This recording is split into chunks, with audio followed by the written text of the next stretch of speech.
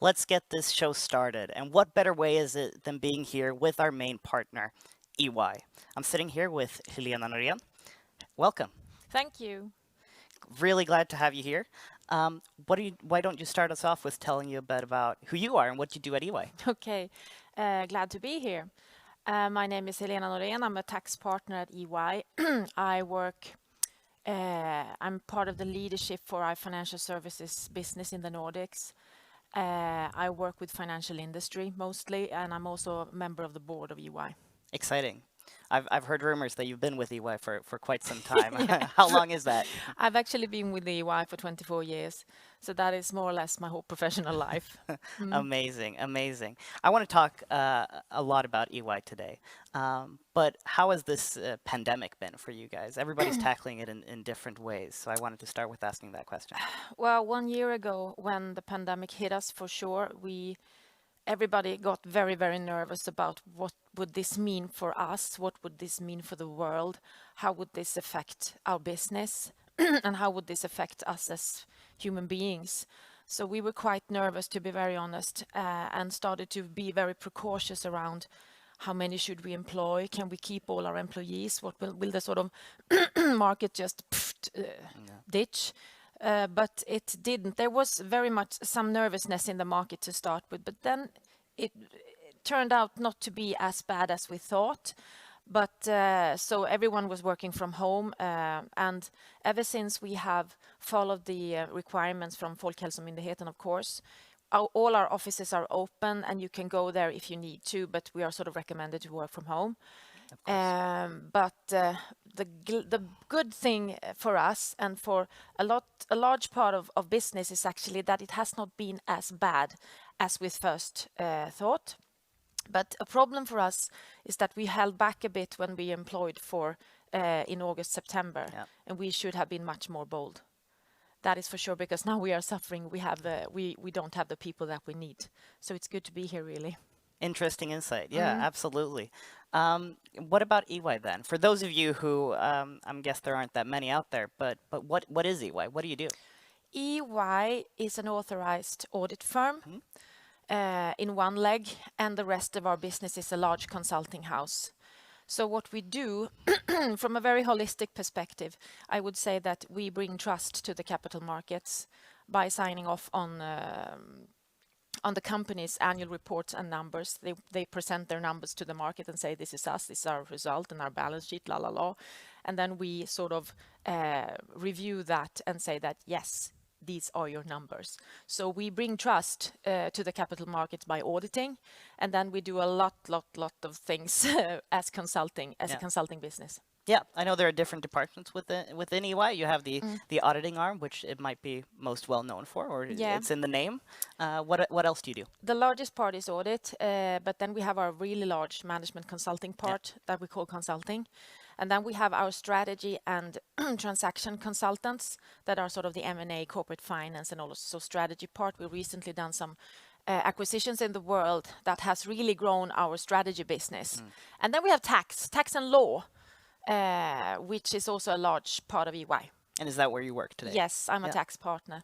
So I'm a really sort of hardcore corporate tax specialist. Was that where you started off as well? Have you been there for 24 years? Yes, Yeah. I did. And the interesting thing is that what we do today is so different from what we did when I Interesting. started off. Yeah, we are a completely different firm Mm. in very many aspects. We for sure do the things that we did when I started, but we have developed so much to tax is not only a support function to the audit anymore as it was when I started. Now we are a completely self-sufficient business of our own, really Yeah. large.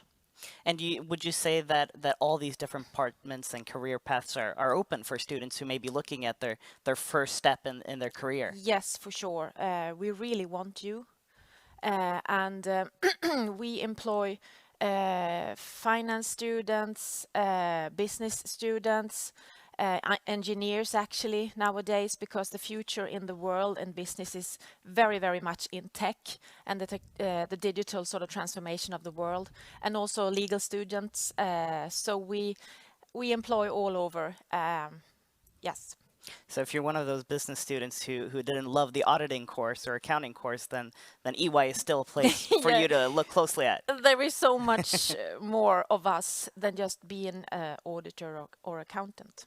Amazing. So if we talk about those students that may be watching at home, what would your advice be to them if they're looking at EY as an employer? Who should they be? What should they be looking at doing to get one of those spots? I would say that the most important thing for you as a person Mm. is actually, I mean, you're quite adult, you know, to a very large extent who you are, more or less. But what you should look for is the environment for your personality. I see. Because if you find the environment for your personality, then you will be much better off, both in the way that you feel about your work, but you will be much more successful. That is actually what I believe. So find the environment for your personality. And that is not easy, I understand that, but we need all sorts of people at EY, but the pace is quite quick. There is a lot of diversity in the things that we do. And I think that the curiosity, if you're curious, then EY will suit you very well, because we are constantly transforming to keep up with the transformation of the business, the world of business. What an excellent way to move on into that. I want to hear about what is the culture like at EY? What sets you apart from maybe other similar Oh, workplaces? that is quite difficult to say since my only experience is with EY. Of course. I think that we would like to see ourselves as a bit more entrepreneurial. Mm, I'm not sure that that is true, mm, but that is how we would like to view ourselves. And if you look at our we have a new strategy. mm. All large corporations in the world we have visions, we have strategy, we have power statements, we have purpose, we have all sorts of things. And that might feel a bit fluffy, but if I would like to put my own words on what we are trying to, that is sort of communicating not necessarily who we are, but who we want to be. And I would say that if I sort of condense that in my own words, I always want to try to develop and become a better version of myself, both from an individual perspective, but also from a professional perspective. Yeah. And that is also how I would like to see EY. We want to help companies to become a better version of themselves, organizations, business, and society. Yeah. That is what we want to do. I don't know if that was the answer to your question, really. I think it was. It was a great answer. And obviously you're doing something right, because in the latest employer branding report by Universum, you are among the top 10 employers of students. That feels very, very good. We are so happy for being up there. And I must give a great hand to our fantastic employees who are out there on the universities and schools talking to people and promoting us. And I really, really hope that we sort of stand up to the expectations that students have on us to deliver the very interesting career prospects that we want to deliver. Yeah. Yeah. Interesting. So if you do start at EY, what are some projects that you might be involved in? Of course, it depends on where you start, but Well, if you take a day at EY, yes, please do. Please do. well, it might differ. If I take my own day Yeah. at EY, this morning I was sitting and thinking about what is the tax consequences of this huge pension liability in this company.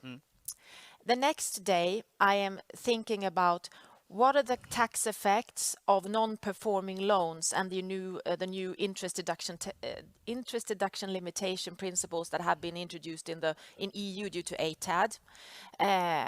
Other things that we do, we are helping companies we want to acquire, we want to sell, we want to merge, we do it cross-border, and we have all these tax issues related to that. That is a sort of one day in tax if you work with corporate tax. Other things that we are also focusing on, things that I try to focus on at the moment, is what are the large trends and phenomena in the market that we need to sort of mobilize around as a firm. Yep. And the thing now is ESG. And what does ESG mean for those? Environmental sustainability governance. I put you on the spot there. Yeah, you did. But that is more or less it. It's a sort of the climate change and how companies address the fact that we need to change the way of the world. Yeah. And the most interesting thing is that the ones moving in the forefront is actually not necessarily governments, it's business. I see. I see. But speaking of ESG, then how does EY work with those questions? What's your sustainability goals? Our sustainability goals is that we should be carbon neutral and carbon negative. And since we moved into this new fantastic office that we did on Monday, Right. we are improving our carbon footprint to a very large extent. We are flushing our toilets with rainwater, for example. So there is so many aspects of taking care of our not affecting the environment to the extent that we can. So that we want to be carbon negative and net zero in a couple of years. So we have a very, very strong focus on this. I'm sure that's an important aspect for the students who might be considering several different employers, and that might be a deciding factor. I want to say something about what we see at the moment, Yeah. and that is businesses.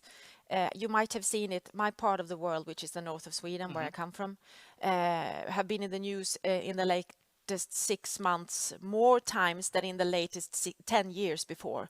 And it's in a positive way. And why is that? The reason is that businesses, large industrial companies, they realize that we want to sell products that are carbon free.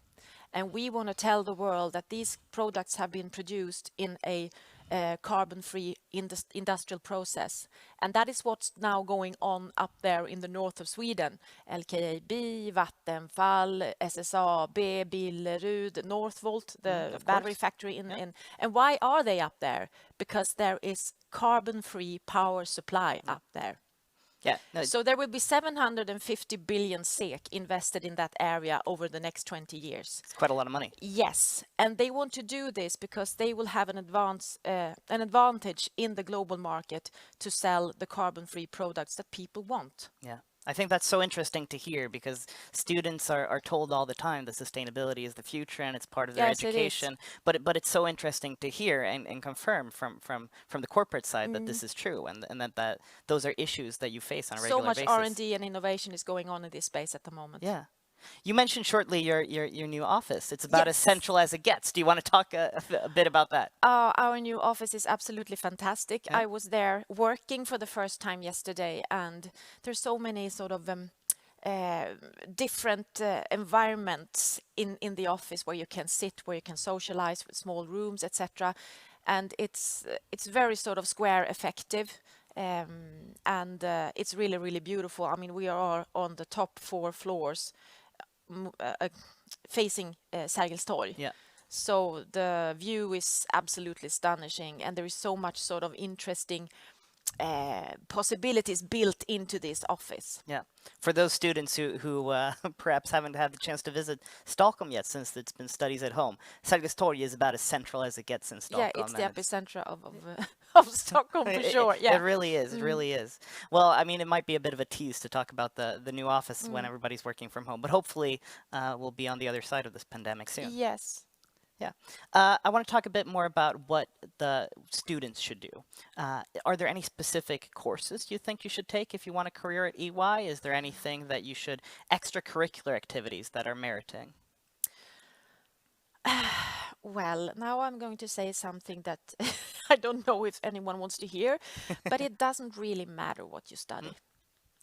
What you need to sort of focus on is to understand the components in your sort of major, if it's finance, if it's law, if it's engineering, you need to understand the components in the language that you are supposed to communicate in your job.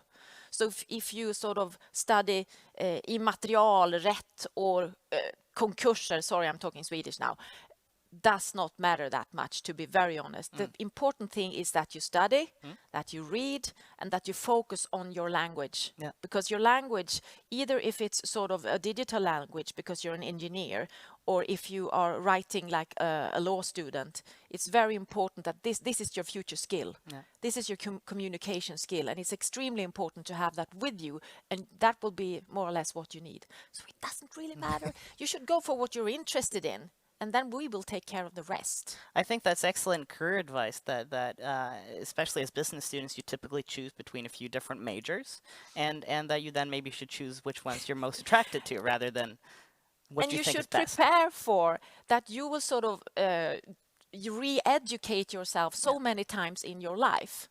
So from that perspective, it doesn't really matter.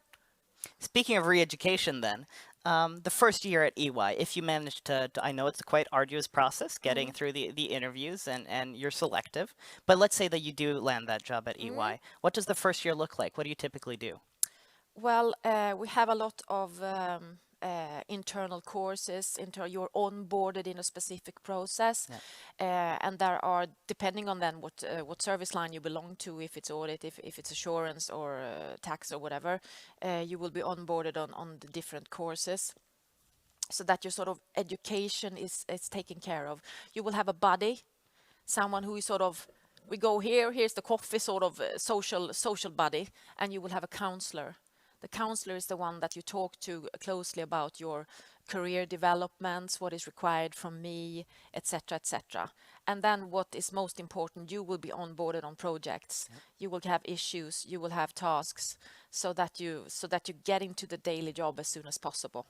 Maybe this is a bit boring for the students here, but that reminds me a lot of being a student. You you keep taking courses, you get advisors, maybe like teachers. Would you say that's a correct analysis? Well, yeah, to some extent, but Yeah. it's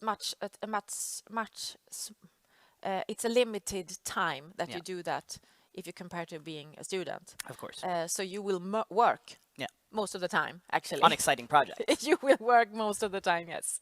And it's quite team focused, right? It's very team focused, and that is also what part of our values is teaming. So also a skill that is really is attractive for us is that you are a team player, I see. and that you're sort of interested in understanding, your curiosity, so that you can sort of develop together with others, because people in a group developing something together is always much stronger than single persons. And is there any way you can show that? We didn't quite get into it, but beyond your studies, do you think there are any skills you should develop outside of your courses or taking part in extracurricular activities that might be meriting? Be yourself. Yeah. This is also a very important thing for us, I think, and I truly hope that we can provide an environment where people feel that I belong, I'm included, and I can be myself. Because we want people to be themselves. You are much better as yourself than as someone else. And do you think that is the best way to stand out? Obviously, it's competitive getting in at EY. Yes, it's competitive to some extent, but we really want to keep the team focus so that people feel included and also seen. Is there any way you can make, when you send in your resume or cover letter, to make it stand out? Now by giving this advice, you're not going to stand out because everybody's going to do it. Oh, that is, keep it short. Keep it short. Yeah, short and sweet. And if it's hard keeping it short, what should you focus on? What are the main things that need to be in there? Well, it's so funny when you read all these resumes. We have a competition at EY, Young Tax Professional of the Year, and I've been in the jury for that competition now for 5 or 6 years, and it's so interesting because all the letters are more or less the same. And it doesn't matter that much, to be honest. I think that the ones that stand out to me are when you are sort of a bit personal. I see. And you present yourself in a way that you feel that this is authentic. Authenticity is actually a very good thing. Yeah. I feel like we're getting back to the be yourself and be authentic. That's core values, and I think that's something that people appreciate in an employer. What do you like if you now want to give the elevator pitch? What are the reasons people should? Now they've heard about how you stand out, how you get the job, and what you do. But what are the main reasons you would want to work at EY? Well, I can only speak for myself, and as I mentioned, I always strive to develop myself so that I become a better version of myself, hopefully, so I can help clients become a better version of them. I think that why should I work at EY? Well, it's the heart of business, and you really get to know so many skilled people that have other competences than yourself. And that is also so energizing to be part of a team of really smart people that are doing something together for the greater good of something, both this might sound a bit cheesy, but that is actually what we do. We help people, we help clients, we help business, we have help organizations Yeah. and society. So being part of this extremely dynamic, it's a really dynamic environment with really smart people, that is energizing. And you can always sort of find a new career path because our business is so large, Yeah. and we have sort of the world is your oyster.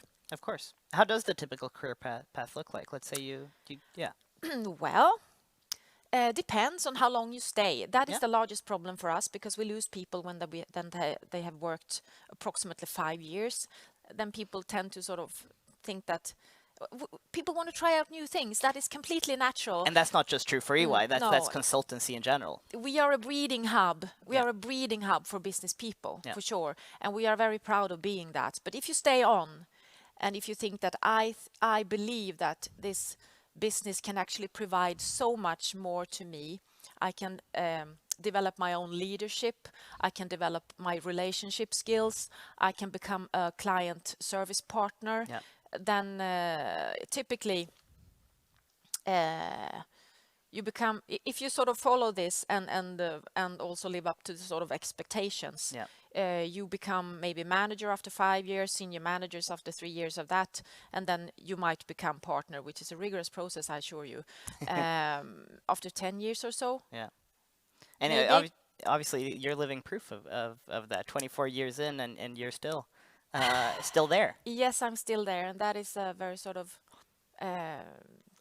quality stamp on EY, I would say. Yeah. What would you say are the? It's a quality stamp, but what are the main reasons you've stayed? Well, the main reasons are that I have been able to constantly develop myself and find new interesting areas to sort of be part of, and develop my own leadership skills and develop my, as I said, my relationship skills.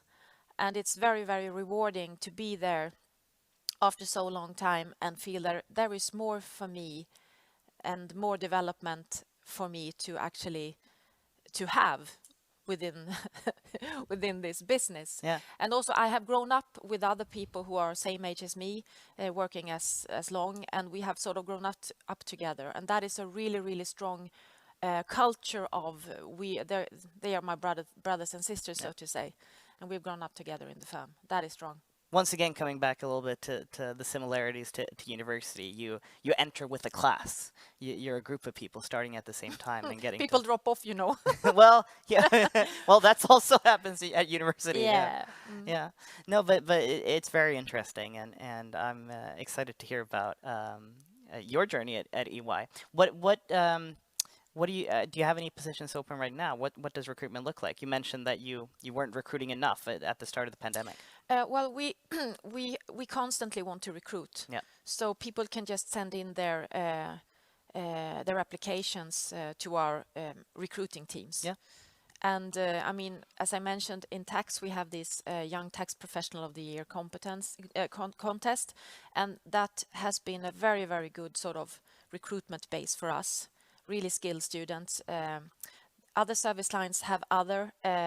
We also have interns in tax, for example, but I know that they also have interns in SAT in their strategy part. They are looking for interns for this. I think that they have some summer internship thingy. So, but we recruit all the time. Yeah. So we just want you to apply. Yeah. Send in an application, and you've Yes. nothing to lose. No. Yeah. No, amazing to hear. But since you mentioned these internships, I know maybe that's not your forte, but this isn't just for last year students, is it? No. You should start looking at EY and other potential employers maybe Yes. earlier than that. Yeah. And that if we can talk about being yourself, but it's valuable to start early and get those internships on their resume because it can't hurt.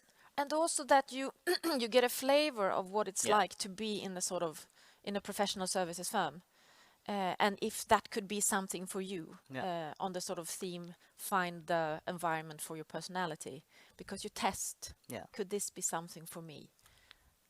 And that's something that I, as a former student, encourage everyone to do, to use your student time to figure out what you want to do with your career. There's so much to do out there, and it's very difficult to know what jobs are there actually out there. I Yeah. had no idea when I finished law school, but I found an environment for my personality. Yeah. This has been a short segment, and we're going to hear more about EY later on. Yeah. But if, let's say that we've piqued some students' interests, where can they learn more about EY, and what should they check out? We have a homepage, Yep. of course, and I think that everything is there Mhm. on recruitment Yep. and stuff like that. So the homepage to start with. But you should also reach out and talk to all the people that have been representing EY on Ekonomernas Dagar.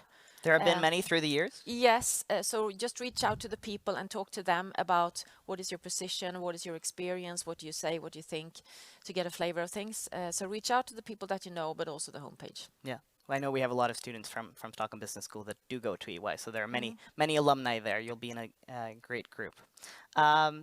We're just about wrapping up, but is there any last words you want to say to the students out there, Helena?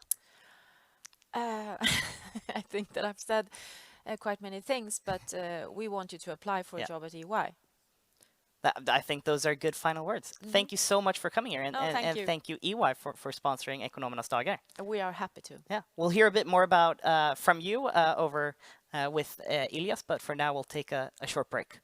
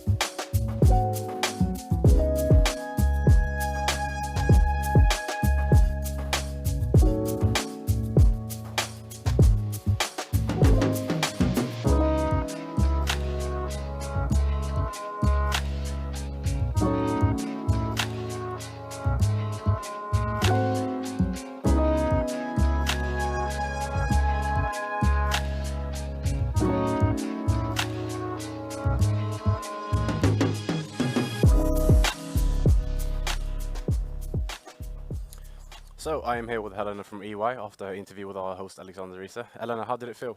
Oh, it felt very well. Yeah, fantastic to hear. You mentioned briefly during your interview that you guys have a brand new office center in the city. Yeah, we do. Yeah, I mean, we've seen videos on social media and stuff. It actually looks fantastic. But what is your personal number one favorite thing with the new office? Location. Location, but also the sort of diverse, different sort of diverse environments in the office where you can sort of choose the working environment for yourself that suits you. So it's really flexible. I really like that. Sounds great. And you also mentioned that EY at times can obviously be a very fast-paced environment, and like you do have busy days and busy weeks. What's your personal favorite thing to just do to be able to get away and relax after a hard week of work, so to speak? Oh, then I need to relax. Yeah. So I'm at home. I'm outside a lot, and what I do, I cook, and I'm into music actually. Okay. So that is what I do. But that's not so much now. It's in this pandemic. So your Of course. life has sort of been limited to fewer things to do actually, which is really boring. I can imagine. You also touched a little bit upon the re-education aspect of working at a firm like EY, that you constantly have to evolve and learn new things as the world transforms itself. And I can imagine throughout your 24 years at EY, you've worked with many different projects that don't necessarily have to do with your own background. So my question to you is like the skills, the professional skills that you sit in that you use today, how much of that would you say you learned from your time at university versus what you've learned through work experience? Oh, work experience is absolutely the most important thing. And I also think, as I spoke a bit about this, get to know yourself and understand who you are. I think it's really important to understand what are my sort of super skills and sharpen my instruments in that respect. My super skills, I should really focus on developing them. But I should also be sort of aware of what are my flaws. Yeah. And I need to take care of them so that I don't become a nuisance to others. No. And so that I don't put limitations on myself by not being aware of the parts of me that are not as attractive or not as functional as my super skills. Of course. So I would say that all these things you learn from your working environment. But I mean, your professional skills that you have with you from university, they are very important, of course, but then you will learn so much more at work. I understand. And what are your just initial thoughts of the entire Ekonomernas Dagar aspect for this year, the first time going digital? What are your thoughts on it? Well, well, it's you seem to do this really professional, I think. Thank you. Thank you very much. Yeah. Well, that's all from us at Helena EY. Next up, Jakob Esterberg from Stockholm University.